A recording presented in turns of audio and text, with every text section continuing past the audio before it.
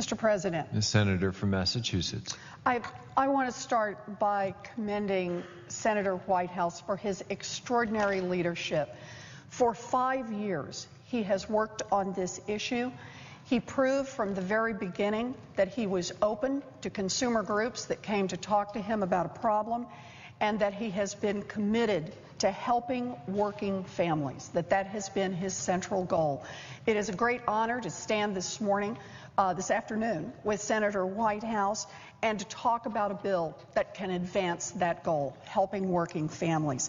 You know, Mr. President, for more than 2 centuries, a state could pass a usury law and enforce it against anyone who was lending money in the state. Congress and the federal agencies played a central role in our banking policies, but our system allowed states to play an important role too. The states decided locally what were the highest interest rates they wanted their citizens to be charged. We honored the traditions of federalism, and things worked pretty well. The states protected their citizens. Consumer financial products like credit cards were easy to understand, and they were safe for consumers. They were not loaded with tricks and traps. That changed starting in 1978 when the Supreme Court issued its decision in Marquette National Bank of Minneapolis versus First of Omaha Service Corp.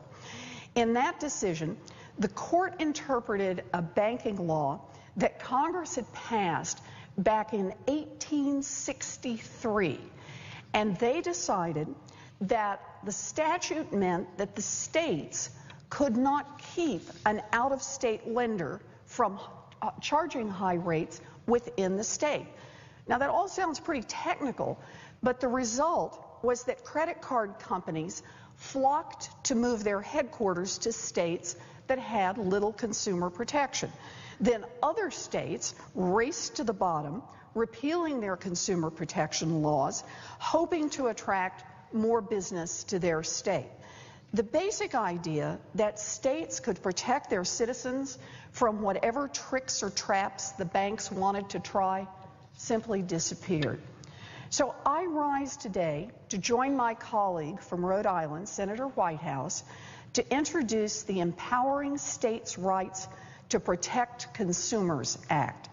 This bill will restore the ability of states to enforce their own rules against all lenders that do business within the state. It does not tell states what rules to put in place. It lets states decide for themselves. The Credit Card Act, enacted in 2009, and the new Consumer Financial Protection Bureau, created by the Dodd-Frank Act in 2010, were critical steps in the right direction, and they are doing a good deal to help protect consumers. But we need to recognize the value of state partnerships by empowering our states to play a role too, and by restoring their ability to serve as a laboratory of democracy. If and when credit card companies develop the next generation of tricks and traps buried in fine print and legalese, states ought to be able to respond with their own rules and protections if they deem it necessary.